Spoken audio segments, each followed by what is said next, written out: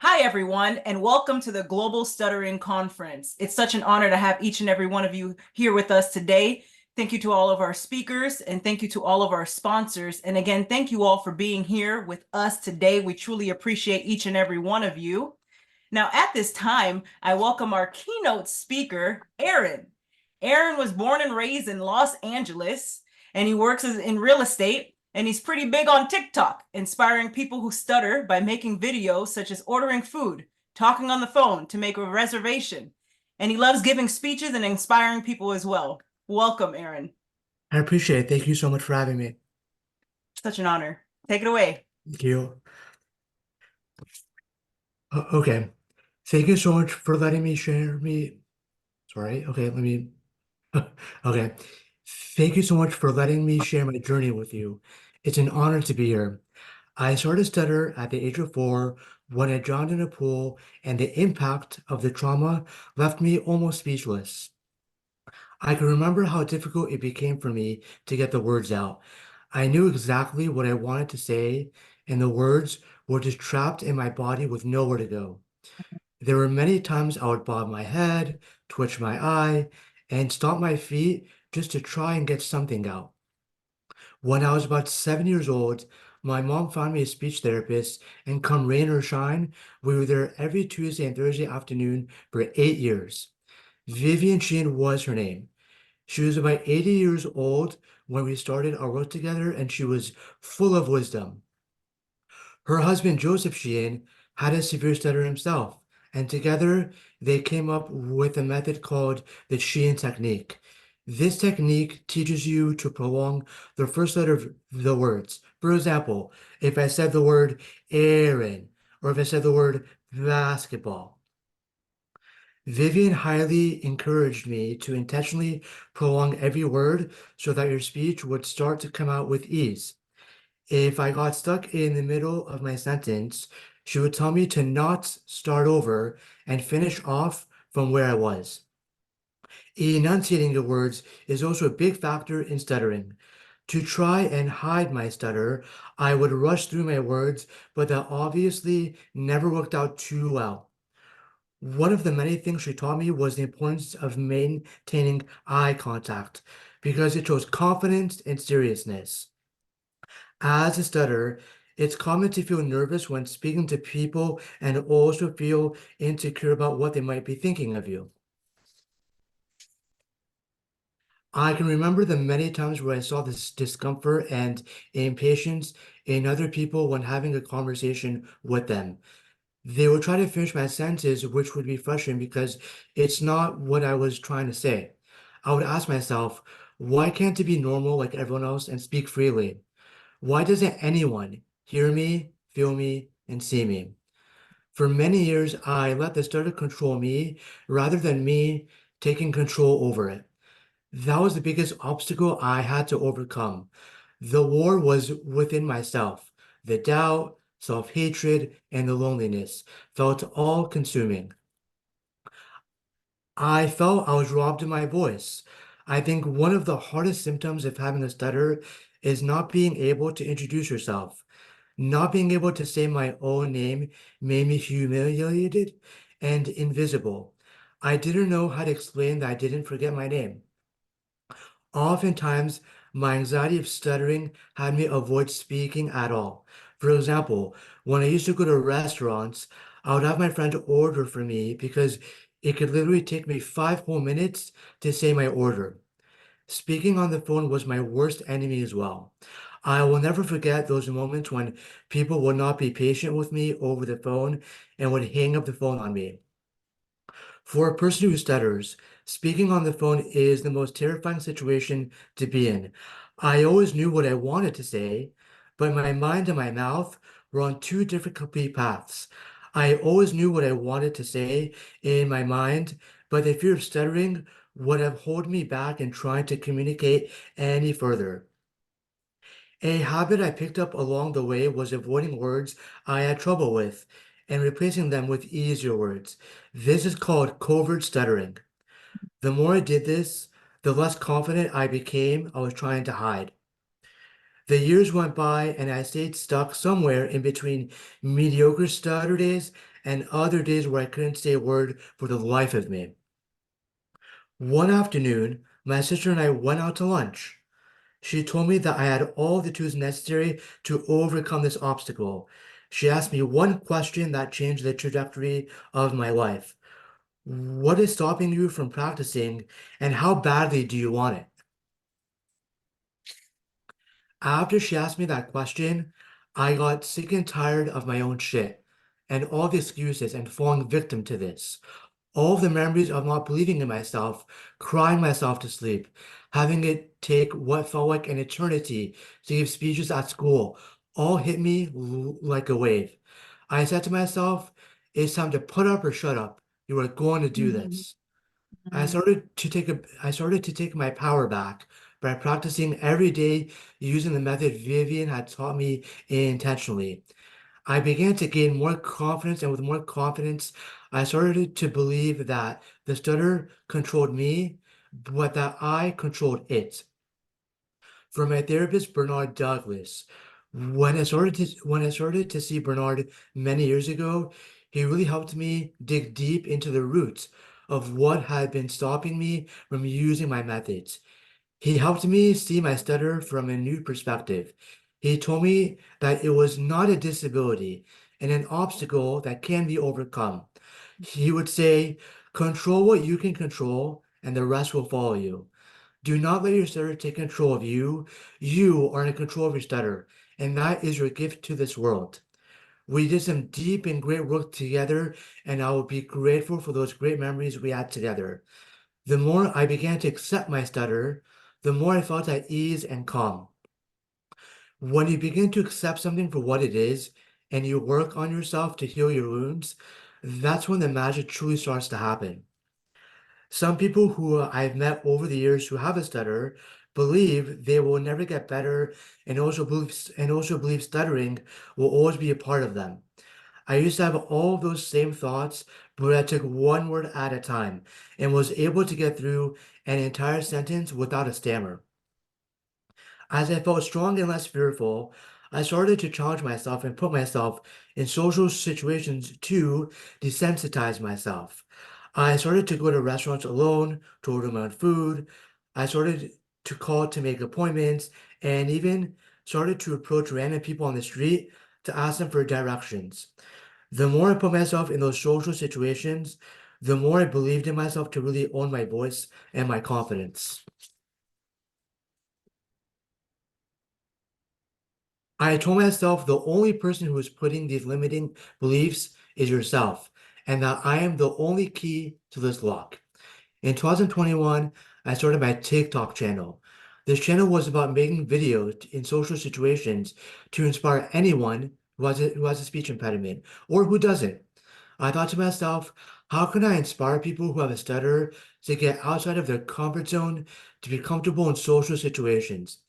I started to make videos such as ordering food at restaurants, calling doctor's offices to make appointments, and the list goes on. Once my first few videos got millions of views and thousands of comments, I told myself I finally made it. People finally hear me, see me, and feel me for the first time. I felt loved and appreciated. As I started to grow big on TikTok and many people loving my videos, my confidence was through the roof. Many people would even recognize me on the street and say, aren't you that guy from TikTok who makes inspirational videos to inspire people who have a stutter? I said, yes, that's me. Having mhm, that recognition from random people honestly felt amazing and humble. My true coming out party was when all the work I did finally paid off. I went to the National Stuttering Conference in 2022 in Newport Beach, California, where I gave my speech in front of 300 people. As I started to prepare for my speech a few days before, I told myself, you have always wanted to give a speech of this magnitude for a very long time. This is your moment to shine bright and show to yourself you can achieve this. When the bright lights came on, I spoke from my heart and shared my journey with stuttering. Each word was said with confidence, and as I said each sentence, my belief in myself grew. I got a great ovation and people in the first row who were nodding their heads because they were so impressed by my speech. It was one of the biggest accomplishment. It was one of the biggest accomplishments I've ever had, and I'm super proud of that joyous moment. So I wanted to share some facts about stuttering with you. Stuttering usually occurs from a traumatic experience or from genetics. It happens usually from the ages of 4 to 5 years old, and stuttering usually occurs more in men than in women. And approximately there are 70 million people in the world who stutter, 3 million people who stutter in the US, and that's 1% in the population. So all in all, my stutter was an absolute gift to me of my life and taught me to never give up, keep working hard, and to inspire myself each and every single day. Thank you so much for hearing my speech. I truly appreciate it with you guys. Thank you, Aaron. Thank you. Now, we do have a question for you that came in here. The question is, what message do you have for someone who wants to accept their stutter but hasn't accepted it yet? Oh, wow, that's a great question. For a person who wants to accept their stutter, I would say to just do the inner work, you know? So whether it's going to therapy for yourself or whether it's going to speech therapy or coaching or whatever that may be. So first you have to say, okay, I have a stutter. That's fine. But as long as you can get 1% better each and every single day, like Mhm. for me, for example, whenever I went to speech therapy to see Vivian, she would teach me this method of voluntary stuttering, right? To prolong every word. So me and my mom, every single night, we would practice reading out loud, at least a few pages a night. So doing that helps me as well. So as long as you just accept it first by practicing every night, teaching yourself a method or going to speech pathology or having a coach, as long as you do the inner work first, that's all that truly matters. And just take things step by step. It's not gonna happen overnight, right? So whenever I went to speech therapy, I went for 8 years, 2 days a week. So you have to put in the work every single week. If you put in the work every single week, so then afterwards, day by day, you will start to get better and you'll see results. It took me a while to get better, many, many years to get better. But you know what though? I had to believe myself because no one was gonna put in the work except for me.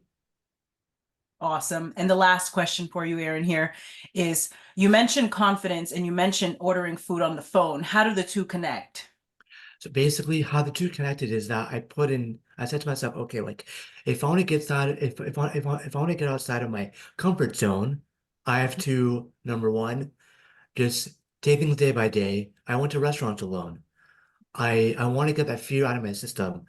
So whenever I started to go to restaurants alone and order food on the phone, so that became my safe haven, saying, okay, if I can do this outside, I can do this over the phone. I practiced with my mom, practiced with my family doing it, and as I slowly got that practice, I got better and better each and every single time.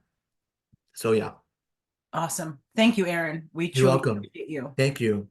Now, our next speaker is Dr. Tanya Goal. She's an MD, family, holistic medicine, inspirational speaker, author. She teaches yoga and laughter yoga. And her motto is, and I love this one, I don't laugh just because I'm happy. I'm happy because I laugh. Welcome, Dr. Tanya Goal. Thank you. And thank you, Erin. I was so inspired to hear you speak, and I'm looking forward to checking out your TikTok. So maybe you can put that in the Yeah, I definitely message will. on how. Okay, thank Mhm. you. And Gigi, thank you for having the conference. Thank you all for being on the conference. So I'm a functional holistic medical doctor. I'm family board certified in family medicine and holistic medicine and a registered yoga teacher.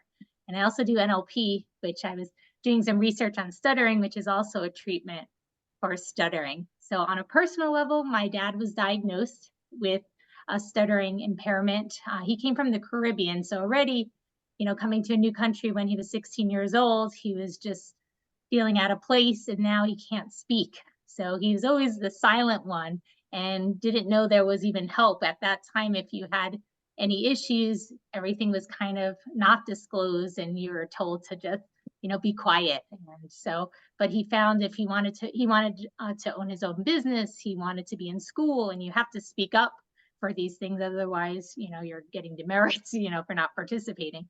So he actually hired a speech therapist. He told me poetry really helped him And I just wanted to share this because honestly, until I did this research, I had no idea who has stuttering impairments. You mentioned 70 million people. I was like, wow. But James Earl Jones, Bruce Willis, Emily Blunt, Samuel L. Jackson. I'm thinking of how amazing speakers they are now. Tiger Woods, Ed Sheehan, Marilyn Monroe, Julia Roberts, and Nicole Kidman, just to name a few. But we think of, these are prominent people who had to overcome, and they did, and just knowing that you did as well, and that there's definitely hope. So that's first, I always mention to my patients and to you, you're not a disease, you're not a diagnosis. There is hope for you to overcome and to just be a better version of you every day. And I love the 1% rule. I'm all about constant and never ending improvement, or can I? And that's all it's about. We always do our best and try to make progress and actually see your future self well, get closer to that person every day, because you wouldn't visualize it if it wasn't possible. So for me, I'm just going to mention some of the medications. There are some meds that helps with anxiety too. I don't know if I'm going to pronounce them. Okay, they're kind of long words, but one is ziprasidone and the other one is azenapine. I don't know if you're familiar with it, but these are medicines that can actually help with stuttering. And then the other part is to do some like biofeedback or reading. I love what you did with the therapist, because that shows tenaciousness for doing for 8 years, twice a week. But you can involve yourself in the community. Toastmasters is another opportunity for speaking engagements, but just, saying hello to somebody, introducing yourself, and then just actually practicing what we do in private pays off in the public, and just speaking as much as you can, but slowly, like a lot of times slowing down and bringing in some mindfulness. So I want to invite everybody, if you've been sitting for a while, I know I was before, let's actually stand up for a moment. And bringing in joy is always great, because if we can laugh at ourselves. Now, if you stand up and we can't see you, you can bend down or adjust your screen so we can see your beautiful face. And then I'm going to ask everybody to unmute with Gigi's permission, if that's okay. Absolutely. So if you're on mute, that's fine. Yeah. Okay, everybody unmute for a moment. Oh, let's take a nice deep breath first. And let's stretch the body. Woohoo! Take a nice deep breath. Inhale. And a nice ah. Ah. Yeah, let's do it. Make it audible so I can hear you. Deep breath in, inhale. And exhale, ah. Nice big circle around your body, creating a beautiful heart. Knowing that you are loved, you're God's child, you are a beautiful miracle in this world, 100% perfectly made. Deep breath in again, inhale. And now we're gonna go, ha, ha, ha, ha, ha. That's it. I was at the Alzheimer's Foundation Global Conference with Gigi last week, and they said just 7 seconds of laughter. And it's true, just a few seconds can just uplift your body, 7 seconds. So let's just do this, inhale. And a nice ha, ha, ha, ha, ha. There we go. Let's all say, very good. Very good. Yay. Good. So let's do that 3 times. Very good. Very good. Very good. Very good. Yay. Last time. Very good. Very Very good. good. Yay. There we go. Let's give ourselves a nice big hug. And again, remembering we're all going through something, whatever it is, whether it's with a relationship, with finances, with our business, with our mental, physical body, whatever it is, knowing that you can overcome and you can get stronger, you can get healthier, you can get more uplifted, you can get more empowered. And that's what I think the big thing with stuttering, that they said there's not a cure, but there's treatments and there's ways you can overcome, as we've seen from Erin and we've seen from so many other people that I just mentioned. So bring in that love, whatever again you're going through, see yourself overcoming and see yourself thriving. Because I think that visual is so, so key. Then we start to speak it. We start to practice, literally speak it with stuttering. And so fast forward to today, my dad actually has been diagnosed with Parkinson's, but before his diagnosis, he was speaking full sentences. It really did help the speech therapist. I'm not sure exactly how many years now. I know to ask him because he just told me when he was going through it, but he didn't say how long. But I know he did it for a few years. He was able to own his own business. He was able to thrive in that accounting firm. He was able to raise a large family, giving us so many beautiful lessons. I didn't even know he stuttered until he told me about it when he was a child because I couldn't hear it. But I noticed that he spoke mindfully, thinking about each of the words. He wasn't a man of many words, but what he said was very profound. Like when I opened my own business, Dr. Gold's Optimal Living Institute, he said, earn money. I was like, okay, like turn a profit, but the idea is just bringing in joy every day. I wrote a book about happiness, the 7 habits of extremely happy people. And for me, it really is knowing that there's a light within you that's meant to shine. And through your light, through the stuttering, it's actually became a gift because now you can share how you overcame or how you're overcoming every single day and share, our challenges can literally be the light that helps other people to shine. It's the things that we overcome that help us to rise up. Like all ships in the ocean, like if the tide rises, so does all the other ships. You're helping to raise so much of a wonderful community so they can overcome. So I'll just wrap up, but the main thing I was going to say with stuttering, even renaming it, because I was actually very sick a while back now with an autoimmune disease. And I know saying the name like Lyme's disease or uveitis just did not agree with my nervous system. So I reframed it to sparkles. But, thinking of a fun word, whether it's like you are wordy now, you are using your words to highlight you, but thinking of something that would reframe the terminology in your nervous system. Because as you reframe any hiccup, I'm not even going to say disease or illness, but a hiccup or something that literally is an opportunity to overcome, we can reframe it in our mindset. And if that changes here, it also changes in our bodies. So our bodies can actually overcome. They've studied this quite a bit with the mind-body connection. And I've created a technique called BAC, which is the body-mind connection. So that's where we just, you can put your body in states to feel better, just like by smiling or laughing. It actually can change states. I don't laugh just when I'm happy. I laugh to be happy. So the same with the stuttering. We talk so we can feel fulfilled, so we can share and communicate and take a moment to slow down. I use it as an opportunity to be more mindful. So this wordy, being like having this condition can actually give us the opportunity to be more present in our bodies and minds. So just want to say thank you again, Erin. Thank you, Gigi, for having me and all the beautiful people on the call.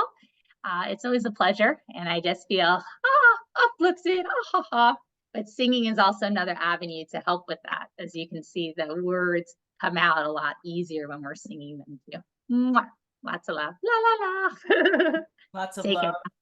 Thank Lots of love. Thank you, You're Dr. welcome. Now, hang tight. We do have a few questions for you.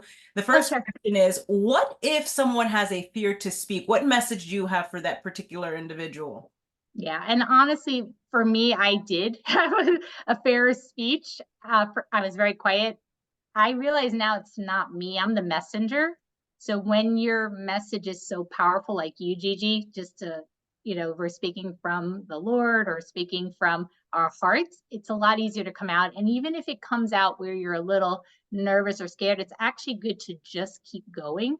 Remember, all the great leaders have been scared and sometimes they're still scared, but they still do it, even if their knees are shaking, even if their voice is fluttering. The more you practice it, it gets easier. But public speaking is actually one of the most feared. Some people actually fear it more than death. So it's actually very, very common. So no, you're not alone if you have that fear of speaking. It just gets easier with practice. And again, if you don't focus so much on what you're going to say, but when you just how you're going to say it or from where it's coming, I think that comes a lot easier if you're speaking from your heart, because the words are not going to always be perfect, and that's okay. But if you're speaking from your heart, that's when that message comes through. And when you're really passionate about something, that's why I always feel like you should speak about something that really resonates with you. And that's why I loved Aaron's talk, because it really hit home. You can feel the power in his message. And he was just, came from the heart. And when something comes from the heart, even if they came from a different country, or their words don't always come like, we think perfect English should be. There's no perfect, but the idea of what a beautiful, like, amazing speech should be. I'd rather hear somebody speak from their heart, because that's real and it's actually going to connect with so many more people. Very powerful. Now, the next question for you, Dr. Goal, is you mentioned laughter quite a bit. Why is laughter so important? So a few things, and I didn't mention this, but the physiology of laughter, it actually is a nitric oxide booster. And that's like a long word for basically opening up our blood vessels. So if you think of just kind of like a tunnel, or even a pipe, if you get a larger pipe, that's more blood flow, more oxygen. All our blood vessels run through these tunnels, if you will. And those blood vessels, if they open up wider, it can lower blood pressure. It can allow more oxygen to the brain, to the heart, to the rest of the body, to help us feel good. So those endorphins, or feel good hormones, neurotransmitters as well, serotonin, dopamine, all get released when we smile. And it's a great ab workout too. So I'm a big fan of that. Easy abs, right? But the idea is you just feel good. And I always, say, don't take my word for it. There's lots of evidence out there, but don't take my word for it. Try it. Just start to smile when you go to the grocery store. Start to smile with your friends or at work. And again, just notice how you feel when you're smiling while you're brushing your teeth. So everyday actions, just even if you never did, it's okay to just start. And that's what I did. I was really sick. I was pretty shy and quiet, never really smiled that much. But when I got sick, I was like, I have a choice. I can be miserable, and I had every right to be miserable, or I can be happier. And I was in pain. I wasn't feeling good, but I did these traits, these actions, the behavioral associative condition. I acted happy, or acted enlightened, or, saw myself well, because I was like, I'm not this disease. I'm more than that, to feel better. I'm so much more than what was going on. So that helps me to overpower, because my doctors actually told me I'm never going to get better. And I was like, watch me, I'm going to get better. And I don't take any of the medicines they said I had to take now. I got off all that stuff. So I know it's possible. And I've helped thousands of patients with chronic diseases get off their blood pressure medicines, diabetes pills, even for autoimmune diseases. So there is definitely hope. And with patients with stuttering, we know, or they're wordy, they're happy, they're blessed, they can overcome. And there's many avenues for treatments. So just, again, know that there's always hope. Thank you, Dr. Goal. You're welcome. Now, our next speaker is Michael D. Butler. Michael D. Butler is the CEO of Beyond Publishing. He's a book publisher, global speaker, and media coach. Welcome, Michael.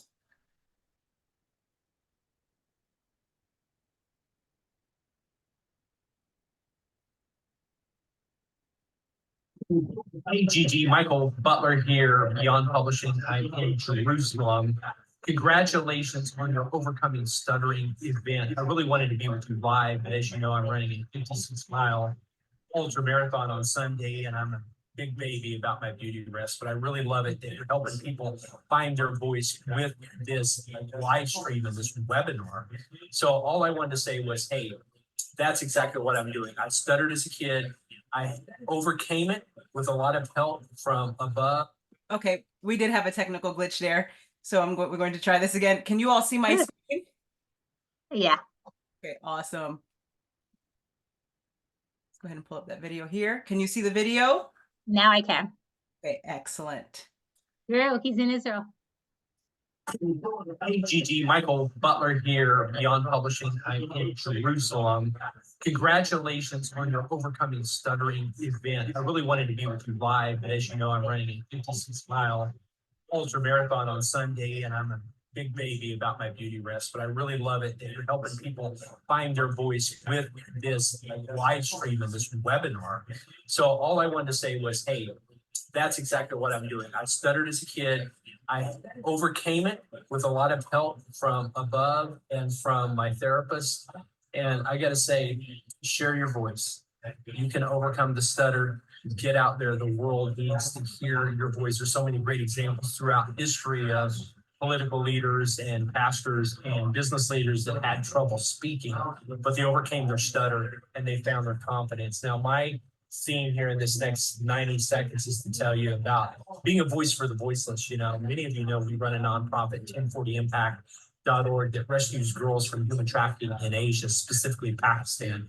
Over the last 6 years, we've been able to rescue 416 girls, and we have them in 4 safe houses. These are girls ages 6 to 17 that we've rescued. They've been orphaned, they were trafficked, and now they're thriving, they're growing, they're being educated, they're reading scriptures, learning who they are, and they're growing up in a safe, family-loving environment, and their lives are never going to be the same. So I choose to be a voice for the voiceless, and the reason I'm running the altar this year, I do it every year on my birthday, is I'm doing it in Jerusalem to support Israel and their defeat of Hamas, and to say, hey, we love the hostages. We want them all to come home now. So I'm drawing international attention, and I've been invited to the parliament on Monday to speak with some of the leaders here in Israel. So you know what? Find your voice, do what you can, adopt a nonprofit. A lot of times that's easier than starting your own. Talk to me, I'll give you some insight on that. But there's a lot of things you can do. Jump on my calendar,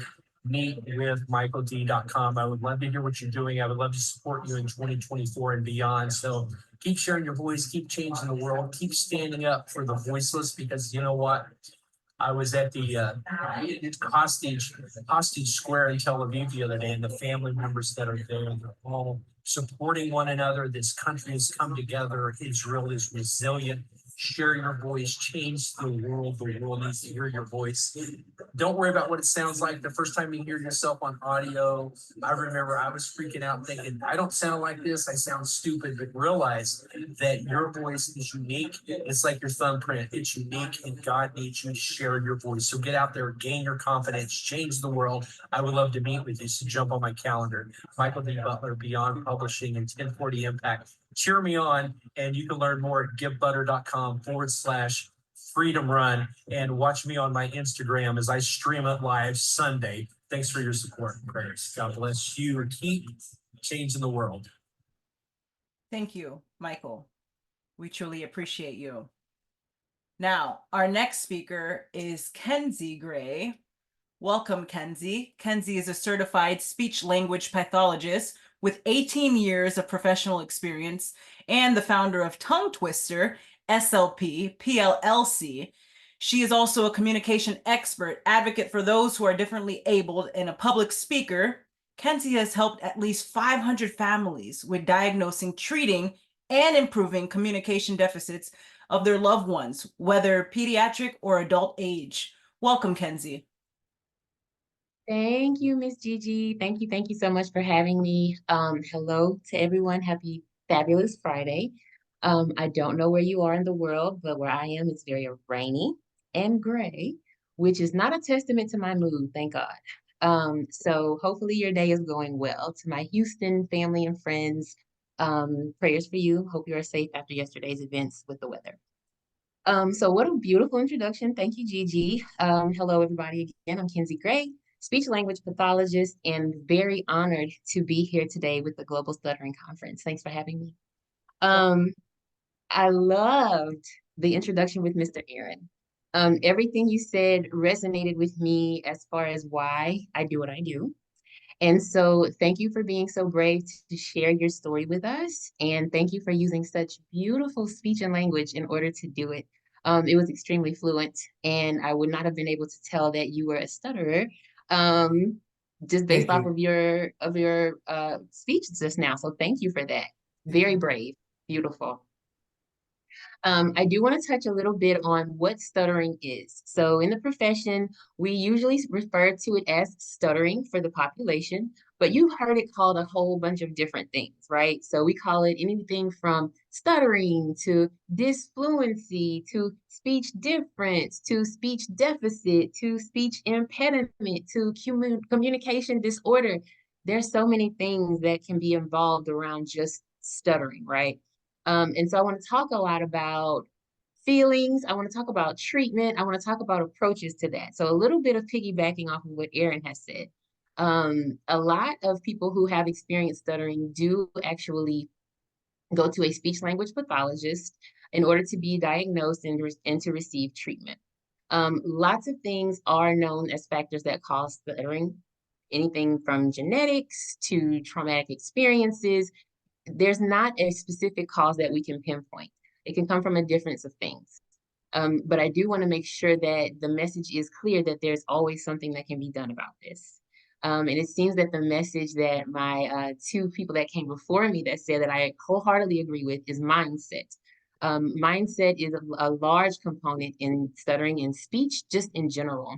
How you would like to be received when you are speaking and how you would like to sound when you are speaking is one thing. But then Aaron hit the nail on the head when he talked about the 1% and getting better and doing something different each and every day. And if you are in a place where you're not sounding like you want to, or your voice is not as loud as you would like it to be, I do encourage you to do things as far as Mr. Aaron has done and consult with help and doing those things that are going to get you to grow and not being okay with that mindset of staying where you are. Because let me tell you something, you don't have to stay there. It's not a life sentence. It's not something that you have to deal with every single day if it's not what you want to do. And so if you can change your mindset to, I have the power to stand in my own authority and I have the power to make a difference in this, all I have to do is think about it and do something a little different each day, then it's absolutely possible. We do have statistics that stuttering is about 60% more prevalent in men than in women. And that is an actual true statement. I also want to talk about a little bit as far as stuttering and how it's received. A lot of my clients who stutter, especially when they reach adulthood, have received a lot of negative feedback in the professional world as far as their speaking skills go, and stuttering having some sort of an effect on it, meaning they're less than capable of doing their jobs. That goes again into the whole mindset aspect. Do you know that that's not true? It's not true. So then we want to be able to go into the workforce world, even with a stutter or any other type of communication impairment, knowing what we bring to the table, being extremely confident in that, and then delivering those things, no matter what we might sound like to the outside world. One of the things that I do want to touch on is a little bit of a fun thing that I want to touch on, but it's stuttering in the social media, right? So I'm going to give you an example of two different cartoon characters, and I want you to tell me the difference between these two people if you can remember, right? So who remembers Porky Pig? Does anybody remember Porky Pig? Right? Yes. And so what was Porky Pig known for? That's all, folks, right? So he had known for the stutter, right? But was it a negative connotation surrounding that stutter with Porky Pig? Or was it just funny? It was just funny, right? There was no negative connotation. No one said Porky Pig was less smart. No one said Porky Pig was, anything outside of just funny. Porky Pig was just funny. But then let's go over to like Daffy Duck. Who remembers Daffy Duck? Everybody, right? Okay. Daffy Duck also had a speech impediment. Didn't he? Who remembers Daffy Duck's speech impediment? Huge lisp, right? Tongue all the way, tongue thrust hugely outside of his teeth, which a speech therapist knows as a lisp, or a tongue thrust. So what's the difference between those two characters? It seems to me like Porky Pig stood out most because he has the stutter, right? But Daffy Duck also had a speech impediment, but his didn't necessarily stand out as much. Things that make you go, why is that? Why is that? Okay, so that's just a little example of how the negative connotation can come with something that's not really negative at all. The stutter was funny. What Porky Pig was doing was actually funny. But then if he had a mindset though that, oh, I sound really different, I shouldn't do this, I think that it would have been a totally different result, right? Right. So I just wanted to put that out there as a little funny something because I thought about that and I'm like, why didn't we have that same reaction to Daffy Duck as we did to Porky Pig? But I digress. Anywho, so I do want to say and touch on the point that stuttering is something that can be overcome. Treatment is absolutely available, and treatment does not necessarily have to be through a treatment plan with a licensed speech language pathologist. Sometimes stuttering can be addressed through practicing at home, as far as reading. Reading things that don't necessarily interest you would be what I would recommend, because those things are going to be more difficult to overcome and be more clearly on. Also, when you are reading things that are unfamiliar to you, you are forced to do what? You're forced to go slower. And going slower and reducing your speech rate is the very key factor in reducing a stuttering and speech impairment or impairment. And so doing these things are just small little nuances that you can incorporate into your everyday life, in order to help you to have improvement along the way.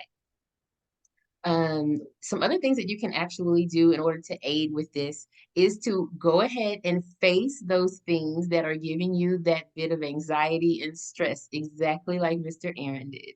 Face those things. Do not let those things bully you. Okay, so if making orders over the phone is something that you cannot do, or something you're telling yourself, let's go back to mindset, that you cannot do, I want you to do that once a month. Okay, if going into a restaurant and ordering in front of a waiter or waitress, I want you to do that once a month if it brings you terror or fear. The only way to get over those things is to face them head on and to not allow them to bully you. You're going to have to be able to live your life in a way that is unapologetic.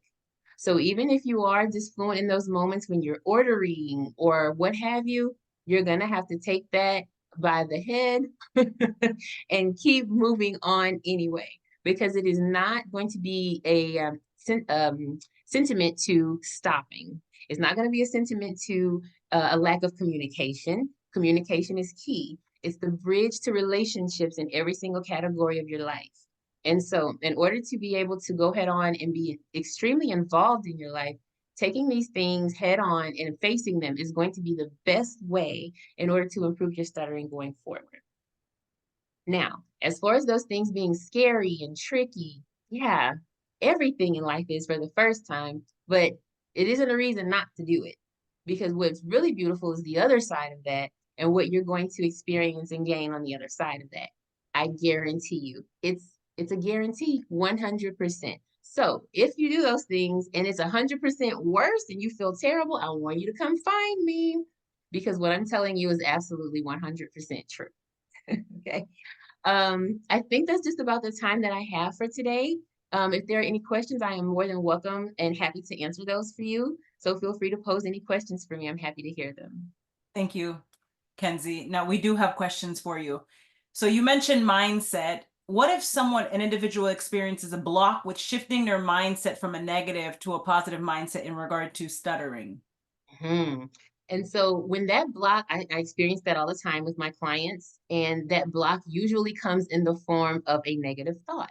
That's what blocks are. That's what they are. And so when those come about, I think the key to getting over those is to go back into your thoughts and find, what are those happy thoughts? What are those moments that brought you joy? Think about a time that you aced something. When someone asked you a question right off the bat and you had an answer for them and it was flawless. You were able to get through that without stuttering, without cluttering, without prolongations. You were able to get through every single one of those things without repeating yourself. I want you to think about those things instead. Maybe take a picture of that moment and have it saved somewhere. You need to have some sort of a resource or a strategy to go back to show you the proof and the evidence that, hey, this is possible. You know how I know it's possible? Because it happened already.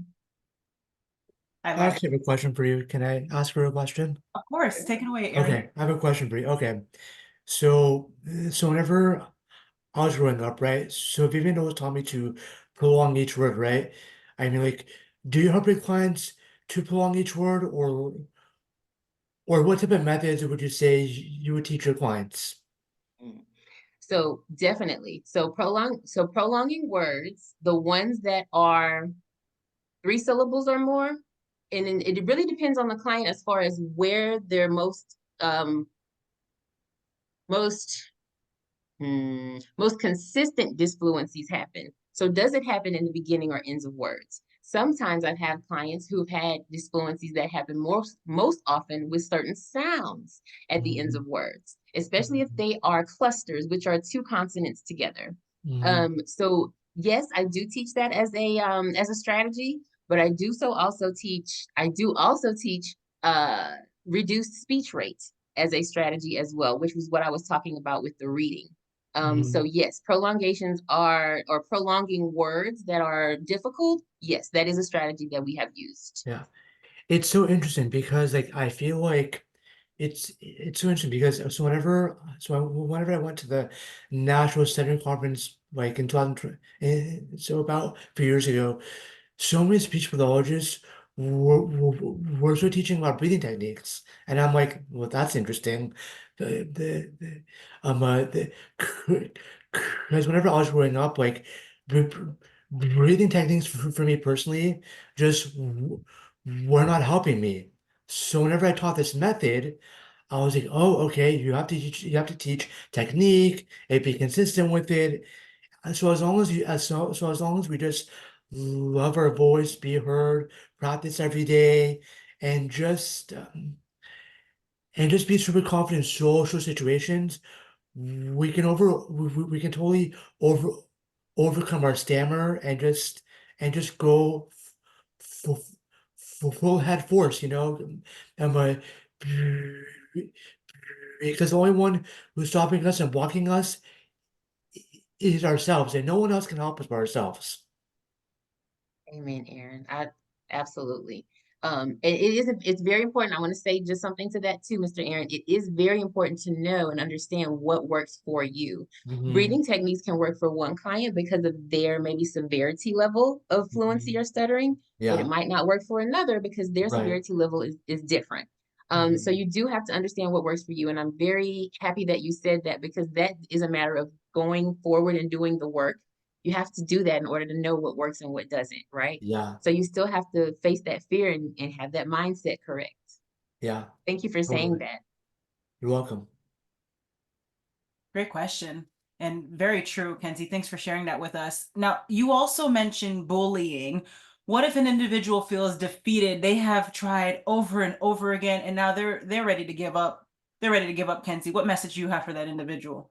That is the exact moment when you go harder, period. That is my advisement. Whenever you are ready to give up, that is when the change is most likely going to happen and you keep going full throttle. And I don't know how else to say that like I mean it because I mean it. I love it. Does anyone else have any questions for Kenzie at this time? No? Okay. Thank you so much, Kenzie. We Thank appreciate you. you. Absolutely. Awesome. Now, our next speaker is Kayla O'Connor. Kayla is a licensed and certified speech language pathologist in the states of Texas and California. She has 13 years of experience working with pediatric and adult populations across various settings and is the owner of Communication Pathways, PLC, therapy services, and consulting. Now, beyond her clinical work, Kayla is also an author of the book entitled 1 Minute Thoughts and Inspiration for the Speech Language Pathologist. Driven by a threefold mission of education, advocacy, and quality therapy services, Kayla is dedicated to raising awareness, promoting understanding, and advocating for the needs of all those with communication challenges. Welcome, Kayla. Thank you, Gigi. That was such a nice intro. And thank you to everyone who is here on the panel as well. I'm listening, I'm soaking in a lot of what you guys are saying. So thank you for all being here and sharing from your expertise. As I was kind of thinking about what do I want to share today, what would be something that is impactful, something that would really be a great takeaway for everyone today. And the things that stood out to me were advocacy and being an ally and what that means within the stuttering community. And so I was lucky in my graduate school training. We had a program that really focused on looking at the whole individual, not just the actual stutter, and taking more of a holistic approach to fluency or stuttering therapy. And so going into the field, I had a really good foundation of that.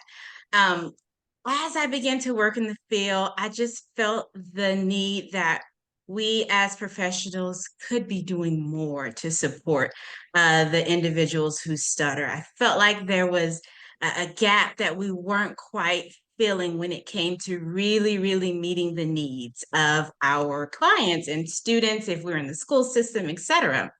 And so I heard Kenzie talk about mindset, and I heard some of the others talk about mindset. And it took a mindset shift for me as a professional to go from having the standpoint of I am the professional, I am the expert, to having the approach of leading with being an ally for the individual that I'm working with.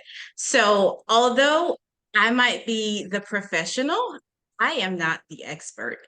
The person who stutters is the expert.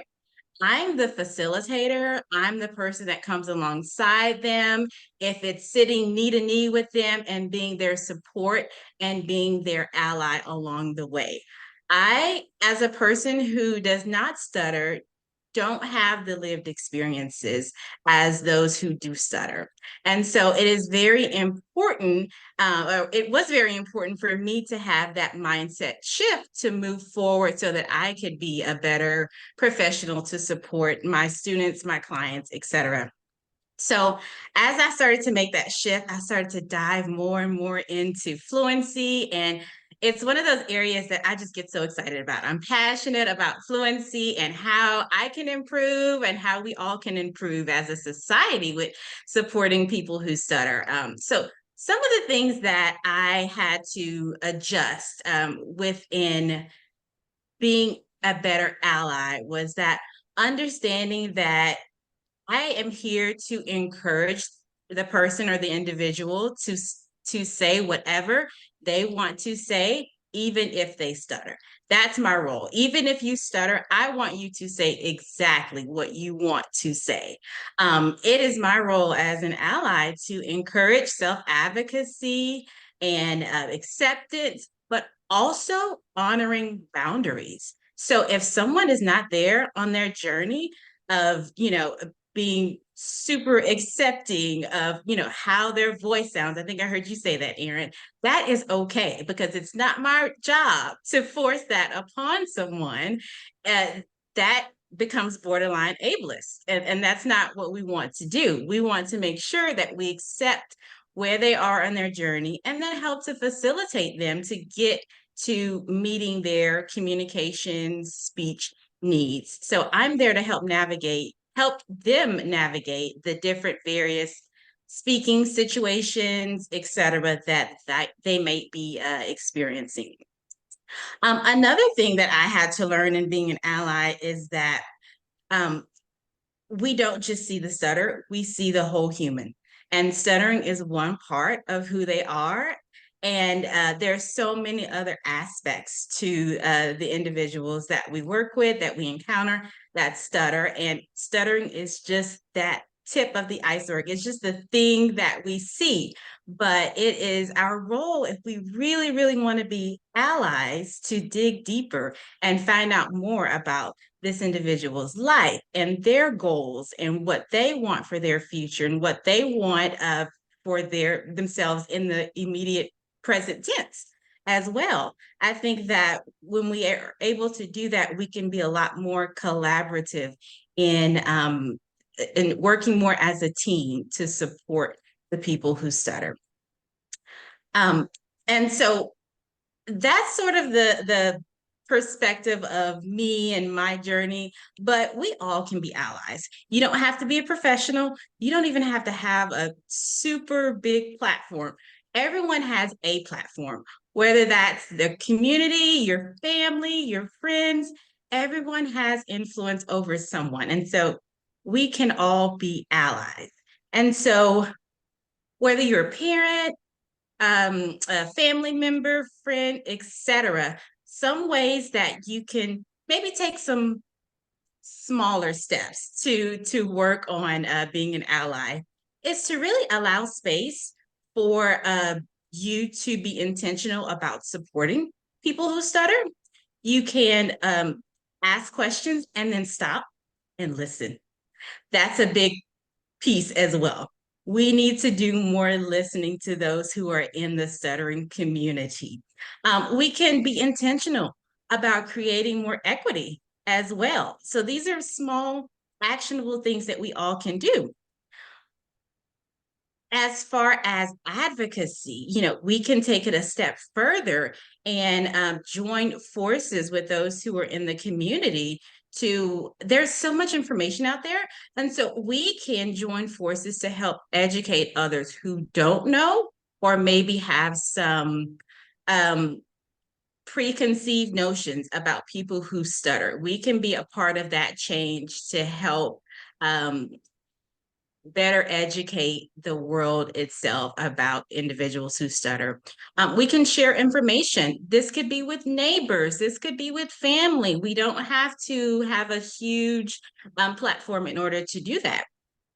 And I think also, one thing is that we can bring light to some of the prejudices that people have about people who stutter. Some of those have just infiltrated our society and have become sort of accepted that we can, as advocates, say something about in order to bring about better change. I think the biggest thing that I would like for anyone who's listening to take away is that whenever we are an ally, we are there to support. We are not there to push any specific agenda. We are not there to impose our thoughts on the person who stutters. They have the lived experiences. We are there to be the support. And when we are advocating for them, we are there to come alongside them and to help bring about the change that we know that we can do as a society as a whole. So hopefully, some of those tidbits gave you a little bit of some of the small actionable things that we all can do to be allies and advocates for the stuttering community. And I would say if you are on a journey to learn more, get involved with the stuttering community. There are groups, there are conferences that are super welcoming to people who want to come and learn and just listen. So hopefully you guys got some good nuggets from that. Thank you, Kayla. Now, we do have a few questions for you. The Okay. first question is, why is it important to meet people where they are? That is a really good question. I think the first thing that comes to mind is because no one wants to be judged. No one wants to feel like where they are is a problem. And we know that in life, we all are on different journeys. And it would be highly unfair to judge someone because they're at the beginning of their journey, where someone else might be in the middle or towards the end of whatever journey that they're on. So I think that one is because, we don't want to make someone feel inferior. And then also because we want to continue to just support.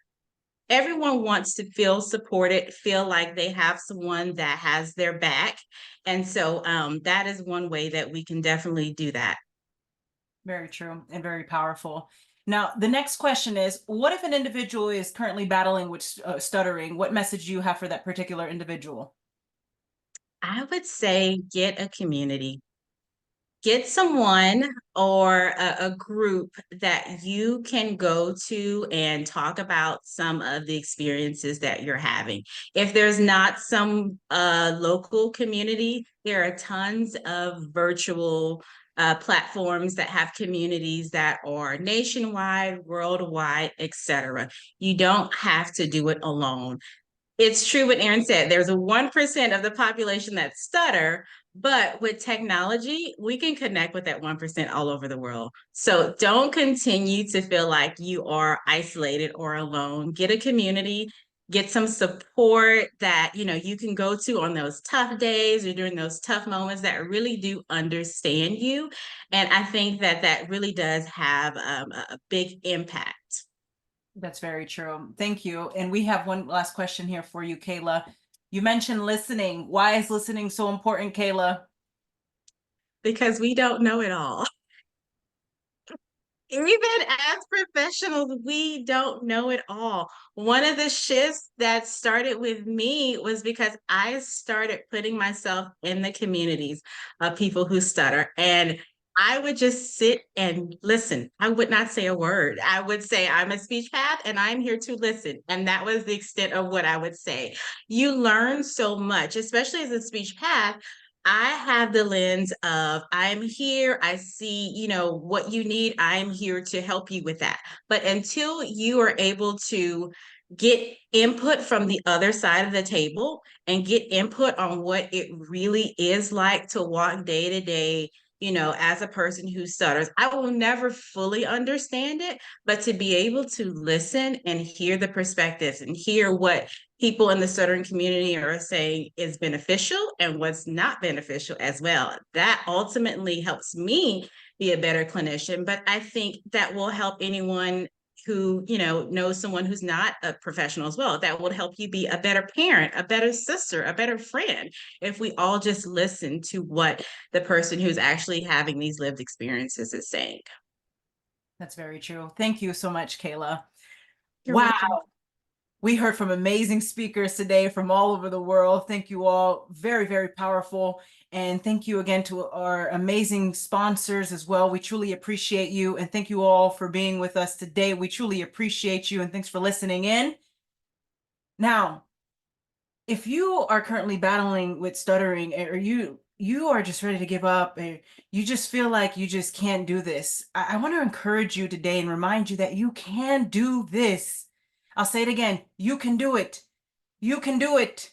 You can do it. And I'll say it again. You can. I believe in you. Never give up. If you want to overcome your stuttering, I believe in you. If you want to work on it, right? It's about progression, not perfection. It's about progression, not perfection. And so I'll give you an example. I'm training. I have a half marathon coming up here, right? And so fun fact for those of you who are not aware, it actually took me over, I was just coming off a knee injury. It actually took me over an hour to complete just 1 mile. And we worked on it day in, day out. And I think the lowest we hit was about 10 minutes, right? And still it's a work in progress, right? But this is just an example of just continuously working on it, right? And it's not about perfection. It's about progression, right? So again, one step, one day at a time. Do not give up. I believe in you. And also keep the faith. Keep the faith. And Aaron spoke today, and he's a walking, talking testimony that this is possible. This is possible. You can overcome. And remember, keep the faith. Thank you all. And now at this time, I pass over the microphone to Dr. Tanya Goal to end us and close us out with a prayer. Take it away, Dr. Goal. Friends, can you hear me? Yes, I ma'am. just wanted to say, oh, Heavenly Father, thank you so much for uniting us all here together to learn from one another, to uplift each other, to speak from our hearts, and to take this as a catalyst to grow, to bring in more knowledge of this important matter that we can impart and share with others, and that we are a true gift in this world, knowing that we can continue to share and love and appreciate the gifts we got from this moment that I'll never forget, I'll always cherish. So I want to thank you all again for these beautiful and uplifting spiritual conference. Thank you, Gigi. Amen. And thank you, Dr. Gold. Amen. Powerful prayer. Thank you all. God bless you and be safe. Yeah. Thank you.